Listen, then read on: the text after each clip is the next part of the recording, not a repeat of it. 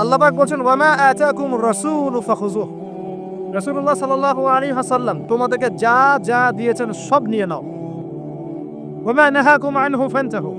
রাসূল যা থেকে বিরত থাকতে বলেছেন সমস্ত বিষয় থেকে দূরে থাক।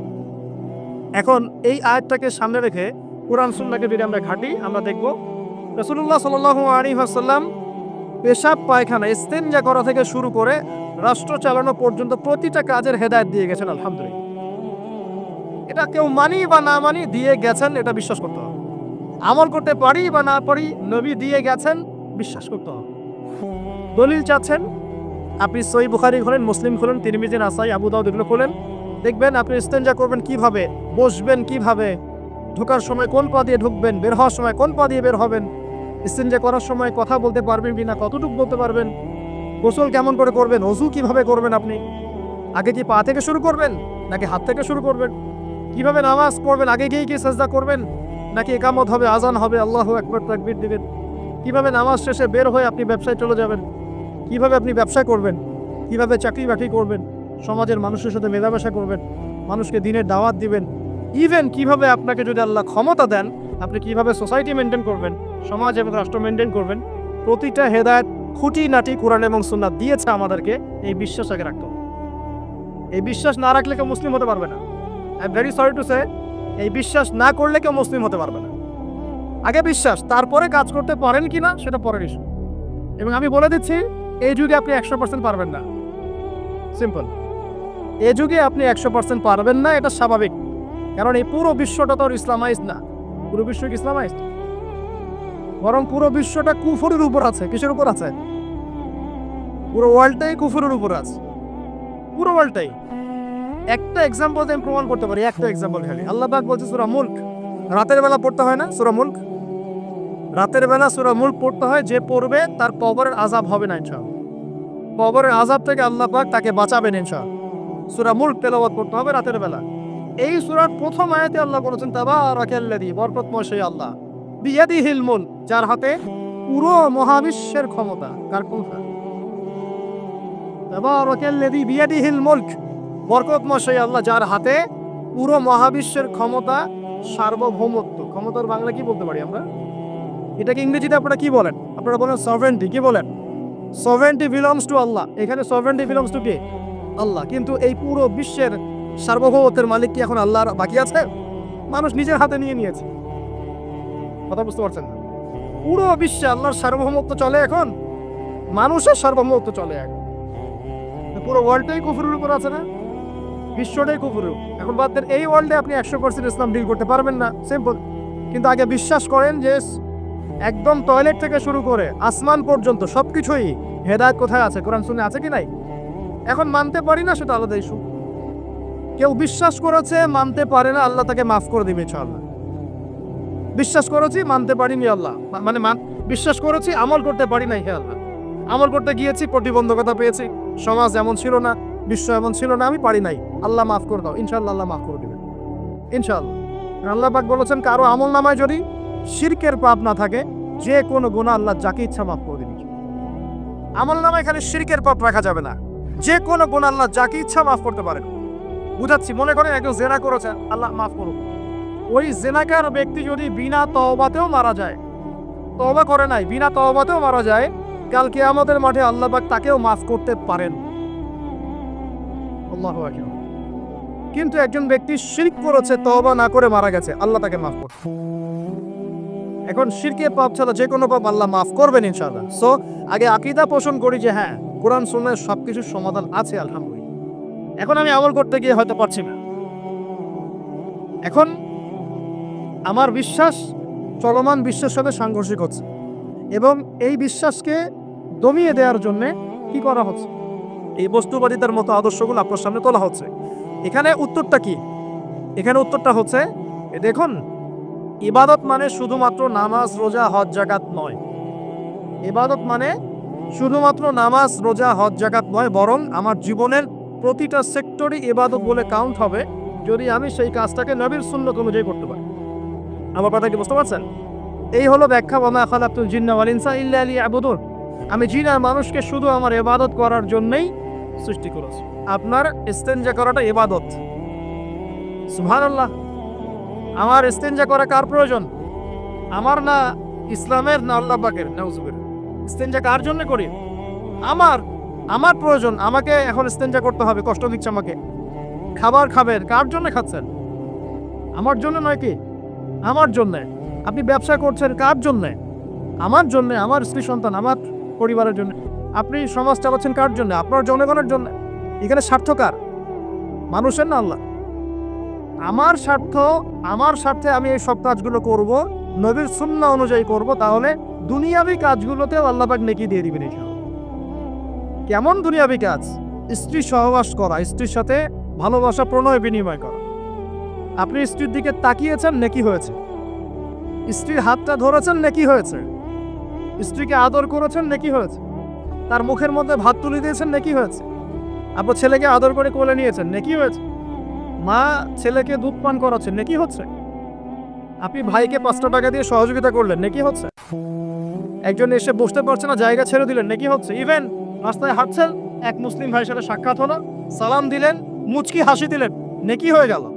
তাহলে আমরা কিভাবে বলতে পারি যে ইসলাম কি শুধু নামাজ রোজা হজ জায়গাতেই স্বীকৃতি দেয়, এগুলো করতেই দুনিয়াতে আসছি, নাকি সব কাজই ইবাদত? আমার আলোচনা কি কঠিন হয়ে যাচ্ছে? আমাদের জীবনের প্রতিটা কাজই ইবাদত, যদি সেটা রাসূল সাল্লাল্লাহু আলাইহি ওয়াসাল্লামের সুন্নাহ মতো করা হয়। 3টা জিনিস খেয়াল রাখতে হবে। কয়টা জিনিস ভাই? এক, সেই ইবাদত হতে হবে আল্লাহর সন্তুষ্টির জন্য। এই যে আমি স্ত্রীর মুখে ভাত তুলে দিচ্ছি, তার কাছ থেকে কিছু পাওয়ার আশায় নয়, আমি দিচ্ছি আল্লাহর সন্তুষ্টির জন্য। আমি যে একজন মুসলিম ভাইকে হাসি মুখে সাক্ষাৎ করলাম, ও আমাকে ভালো বলবে, পরে আমাকে হেল্প করবে, এমন এই জন্য নয়, আল্লাহ পাক সন্তুষ্ট হবেন তাই। আমি নামাজে দাঁড়িয়েছি, লোকে আমাকে ভালো বলবে এই জন্য দাঁড়াই নাই। দাঁড়িয়েছি কেন? যাতে আল্লাহ আমাকে কালকে আমাদের মাঠে বাঁচাবে। আমি দাড়ি ছেড়ে দিয়েছি কেন? মানুষ আমাকে হুজুর বলবে তাই, এই জন্য না। বরং আল্লাহর রাসূলের সুন্নাত জীবিত করেছি, ইনশাআল্লাহ আমি 50 জন শহীদ সাহাবীর নেকি পাবো ইনশাআল্লাহ। কেন আমি টাকনুর নিচে কাপড় পরছি না? কারণ কি মানুষ আমাকে বলবে নতুন ফ্যাশন? না, আমি এই কারণে পড়ছি যাতে রাসূল সাল্লাল্লাহু আলাইহি ওয়াসাল্লাম কালকে আমাদের মাঠে এই সুন্নাহর উপর আমল করার জন্য আমার পক্ষে সুপারিশ করে। আমার ইবাদত, আমার পর্দা, আমার পরিবার, আমার ব্যবসা, আমার অর্থনীতি, আমার পলিটিক্স সবকিছু আল্লাহর জন্য করব। এই একটা হলো মূলনীতি ইবাদত কবুল হওয়ার। 1, 2, সেই আমলটা হতে হবে রাসূলের সুন্নাহ মোতাবেক, অন্য কোনো পদ্ধতিতে নয়। মনে করেন আমি একজন খুব বড় বুজুর্গ হয়ে গেছি, নাউজুবিল্লাহ। আমরা এত বড় বুজুর্গ হয়ে যাক নাই, যে টাইটেলগুলো আপনারা দেন এগুলোর কোনো প্রয়োজনও নাই। এখন একজন বড় বুজুর্গ এসে যদি আপনাকে কোনো ইবাদতের পদ্ধতি শিখিয়ে দেয়, এই পদ্ধতিতে ইবাদত করা অনেক ভালো হবে, কিন্তু ওই পদ্ধতির সাথে রাসূলের এবং সাহাবীদের পদ্ধতির কোনো মিল নাই। মুখরোচক মনে হলো, দেখতে সুন্দর মনে হলো, এবং অনেক মানুষ তা করছে, এরকম দলিল থাকলেও সেই কাজটা করা যাবে না। কারণ কি? কারণ সেই কাজটা রাসূল সাল্লাল্লাহু আলাইহি ওয়াসাল্লামের সুন্নাহ মাফিক হয়নি। আল্লাহ রাসূল করেন নাই, সাহাবীরা করেন নাই, বাস আমি করব না, সিম্পল। ইমামরাও করেন নাই, পরবর্তী জেনারেশনে কেউই করেন নাই। এখন যত ভালো টাটকা মজা লাগুক, দেখতে সুন্দর লাগুক, বহু মানুষ করছে, এইসব দলিল ইসলাম টিকবে না। আল্লাহ পাক বোঝার তৌফিক দান করুন। 1 নম্বর শর্ত আল্লাহর সন্তুষ্টির জন্য হতে হবে। 2 নম্বর রাসূলের পদ্ধতিতে হতে হবে। 3 নম্বর খুব ডিফিকাল্ট, 3 নম্বরটা বেশি ডিফিকাল্ট। প্রথম 2টা পার হয়ে গেলেও 3 নম্বরে গিয়ে আমরা আটকে যাচ্ছি। আর বলবো, রাগটা করবেন না তো। 3 নম্বর হচ্ছে রিজিক হালাল হতে হবে। রিজিক হালাল হতে হবে। পশ্চিমার আদলে গড়া এই পুরো বিশ্বের বেশিরভাগ মানুষের রিজিক এখন হারাম। কেন হারাম? কারণ কোনো না কোনোভাবে আমরা সুদের সাথে সম্পৃক্ত হয়ে যাচ্ছি, কোনো না কোনোভাবে। আর নবীজি অনেক আগেই বলেছিলেন, 1400 বছর আগে, যে একটা জামানা তোমাদের সামনে আসবে, যে মানুষ সুদ খেতে চাইবে না তার গায়েও সুদের ছিটাফোঁটা গিয়ে লাগছে কিনা? এখন আপনি খেতে চাইবেন না, আপনাকে মেসেজ পাঠিয়ে দেওয়া হবে আপনার অ্যাকাউন্টে এত টাকায় যোগ হয়েছে। কি করবেন এখন? টাকাটা আপনি সুদের টাকা। সুদের টাকা মানে কি? 1 দিরহাম যে ব্যক্তি সুদ খেয়েছে, সে যেন 36টা মেয়ের সাথে জেনার পাপ করেছে বলে অবস্থা। সহিহ বুখারী হাদিস, একদম অকাট্য, সহিহ, সনদ সহিহ, এমন না জয়ীফ জাল, এমন নয়। এক দিরহাম যে ব্যক্তি সুদ খেয়েছে সে যেন 36 বার জিনা করলো, নবী সাল্লাল্লাহু আলাইহি ওয়াসাল্লাম বলেছেন।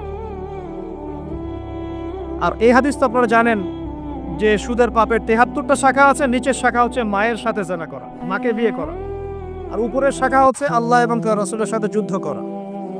এগুলো অবলীলায় করছি আমরা। আর নবীজি বলছেন 4 শ্রেণীকে আমি অভিশাপ দিয়ে গেলাম। আল্লাহর নবী অভিশাপ দিয়ে গেলেন মানে সে জাহান্নামে যাবে, কোনো অবস্থাতেই জান্নাতে যাবে না। ইল্লা মাশা আল্লাহ, 1 যে সুদ খায়, 2 যে সুদ দেয়, 3 সাক্ষী থাকে, 4 লিখে রাখে। এখন বলেন এই সিস্টেমের বাইরে কতজন মানুষ আছে? এর বাইরে আবার আছে যাকাত না দেয়া, সম্পদ হারাম হয়ে যাচ্ছে।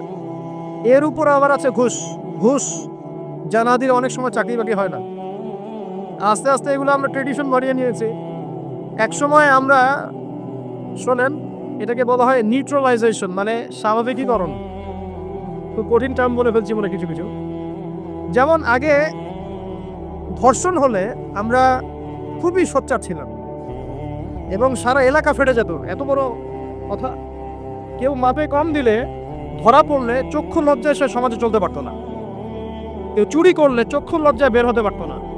আস্তে আস্তে আস্তে আস্তে আস্তে আস্তে এই যে মাপে কম দেয়া বলেন, সুদ বলেন, জেনা বলেন, আস্তে আস্তে পাপগুলোকে আমরা নিউট্রালাইজেশন করে ফেলেছি, নিউট্রালাইজ হয়ে গেছে। হ্যাঁ, দর্শন ডেইলি 4-5টা হয়, সুদ সবাই খায়, আমিও খাই। জেনা তো সবাই করে, বয়ফ্রেন্ড গার্লফ্রেন্ড ফ্রি মিক্সিং আছে, আমি করলে সমস্যা কি?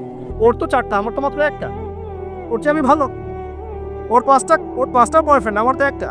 ওর 4টা গার্লফ্রেন্ড, আমার তো 1টা। আমি তো ভালো। আমার ছেলে খুব ভালো, শুধু মাঝে মাঝে একটু ড্রিঙ্কস করে, ব্যাপারটা এরকম আর কি। তো এই যে পাপকে নিউট্রালাইজেশন করা হচ্ছে আস্তে আস্তে, স্বাভাবিকীকরণ। এই ফ্লোতে আমরা মোটামুটি সবে পড়ে গিয়ে এখন রিজিক হারাম হয়ে যাচ্ছে। ঘুষ দিতে হয়, চাকরি হবে না।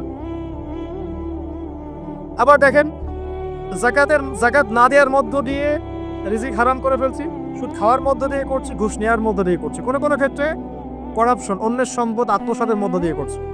এর বাইরে যারা ব্যবসা করছি, আমরা যে দুধে দেওয়া তুলসী পাতা এমনও নয়, কোনো কোনো সময় মাপে কম দিচ্ছি। এই যে টাটকা জিনিস বলে ভেজাল খাওয়াচ্ছি, 3 দিনের বাসি তেল দিয়ে ইফতার রান্না করে খাওয়াই দিবে, বলবে একদম টাটকা জিনিস। রমজান মাস আসছে সামনে না, কত যে মানুষ বের হবে যারা তারাবির নামাজ পড়বে একদম 20 রাকাত, ওখানে রাকাত দিয়ে ঝগড়া হবে। ঠিক ওরাই যখন দেখবেন বিকালে দুপুরে ইফতার বিক্রি করবে, বিভিন্ন পণ্য বিক্রি করবে, দেখবেন যে দুনিয়ার বাসি পচা আপনাকে খাওয়াই দিবে। এই শ্রেণীর মানুষের ধারণা যে লা ইলাহা ইল্লাল্লাহ শুধু মসজিদে আছে, বাজারে নাই। এটা ধারণা, লা ইলাহা ইল্লাল্লাহ মুহাম্মাদুর রাসূলুল্লাহ এটা মসজিদে আছে, বাজারে, সমাজে, অন্য জায়গায় নাই। এটা তাদের ধারণা। তাদের এই ধারণা অচিরেই ভাঙবে যখন মৃত্যুর দূত চলে আসবে। তখন বুঝবে লা ইলাহা ইল্লাল্লাহ একটা সার্বজনীন কালিমা, যেটা জীবনের সব ক্ষেত্রেই চলতে হবে। আল্লাহ পাক আমাদেরকে বোঝার তৌফিক দান। নবীজি বলছেন, আর দুনিয়া সিজনুল লিল মুমিন, দুনিয়া মুমিনদের জন্য কারাগার। কারাগার মানে যেখানে আমি স্বতন্ত্র স্বাধীন নই। এখানে প্রশাসনের অনেক ভাই বোন আছেন, তারা জানেন কারাগার কি জিনিস। যারা 2-1 বার যাওয়া আসা করেছে ওরা জানে কি জিনিস। এখানে আপনার কোনো ব্যক্তি স্বাধীনতা নাই। আপনি আপনার ইস্তেঞ্জা করবেন, শিশি যেতে পারবেন না, আপনি পারমিশন নিতে হবে, তারা নিয়ে যাবে, তারপরে যেতে পারবেন হ্যান্ডকাপ পরিয়ে। দুনিয়া সিজনুল লিল মুমিন, দুনিয়া মুমিনদের কারাগার। এখানে আপনি খেতে পারবেন না, খাবার আসবে তারপর খাবেন। ঘুমাতে পারবেন না, যখন ঘুমানোর আদেশ দিবে তখন ঘুমাতে পারবেন। কতক্ষণ ঘুমাবেন তাও ফিক্স করা। মানে কারাগার মানে কি? যেখানে আপনার ব্যক্তি স্বাধীনতা চলে না, যেখানে আমি চলবো একটা সিস্টেমের আওতায়। এখন নবীজি বলছেন দুনিয়াটাই হচ্ছে কারাগার। আর এই দুনিয়ায় কেমন করে আমি প্রবৃত্তির দাসত্ব করতে পারি, কেমন করে আমি আল্লাহকে ভুলে নামাজ বাদ দিতে পারি, কেমন করে জাকাত সেই কবে ফরজ হয়েছে, মিল ইন্ডাস্ট্রিজ ফ্যাক্টরিজ করেছি, জাকাত দেই না। রমজান মাস যায় আসে, রোজাও রাখি না, তারাবি পড়তে পারি না। কোরআন আমার সামনে মানুষ তেলাওয়াত করে, কোরআন আমার ঘরে পড়ে আছে, শেলফের উপরে ধুলাও আছে, শেলফের উপরে কোরআন ধুলাওয়ালা, ধুলো মাখা। কোরআন পড়ার তৌফিক হয় না, নবীর হাদিসগুলো চর্চা করার তৌফিক হচ্ছে না, ইসলামিক বইপত্র পড়তে পারি না। কারাগারের জীবনে বসি আমি একটা মেয়ের পিছনে দৌড়াচ্ছি, মাদক খাচ্ছি, জেনা করছি, কোনো সময় ধর্ষণ করছি, কোনো সময় সুদ খাচ্ছি, ঘুষ খাচ্ছি, দুর্নীতি করছি। এই কারাগারের জীবনে বসে, যেখানে আমার কোনো ব্যক্তি স্বাধীনতা নাই। তাহলে কারাগারের জীবনের মেয়াদ যখন শেষ হবে যখন তাকে এখান থেকে বের করে নিয়ে আসা হবে, অর্থাৎ মৃত্যু, তখন তার সাথে কিরকম রিমান্ডে আচরণ করা হবে এটা ভালো করে বুঝে নেন। এখন নবীজি বলছেন, আদ-দুনিয়া সিজনুল লিল মুমিন ওয়াল জান্নাতু লিল কাফির। কাফেরদের জন্য, মুশরিকদের জন্য এই দুনিয়াটা হচ্ছে জান্নাত। জান্নাত মানে কি? যা ইচ্ছা তাই করতে পারবেন। জান্নাত মানে কি? আপনি চাচ্ছেন, আল্লাহ আমি এখন একটা খামর চাই, শরাব, আপনার সামনে হাজির, চিন্তা করার সাথে সাথে। জান্নাত মানে কি? আল্লাহ আমি আপনাকে দেখতে চাই, আল্লাহকে আপনি দেখতে পারবেন। জান্নাত মানে কি? আপনি মধুর নহর, দুধের নহর, পানির নহর, শরাবের নহর, হুরে নেইন চতুর্দিকে ঘোরাফেরা করছে। একজন নিম্নমানের জান্নাতি, মানে সবচেয়ে শেষের দিকে যারা জান্নাতে যাবে, তাদের সাথেই দুজন পরে হুরে নেইন, আহাল পরিবার তো আছেই, জিলমান পানপাত্র নিয়ে চারপাশে ঘোরাফেরা করবে। জান্নাত মানে কি? যেখানে যা ইচ্ছা তাই করা যাবে, বলার কেউ নাই, বাধা দেওয়ার কেউ নাই, সেখানে কোনো মৃত্যু নাই, সেখানে কোনো অহেতুক কথাবার্তাও নাই, কোনো গাল গল্প নাই, কোনো মিথ্যা নাই, কষ্টের ক্লেশ মাত্র নাই, থুতু ফেলতে হবে না। জান্নাত মানে থুতু ফেলতে হবে না। জান্নাত মানে হাঁচি হবে না, নাক ঢাকতে হবে না। জান্নাত মানে ইস্তেঞ্জা, পেশাব পায়খানা করার টেনশন নাই। মানুষ খাবার খাবে, একটা ঢেকুর তুলবে, ব্যাস খাবার হজম হয়ে গেছে।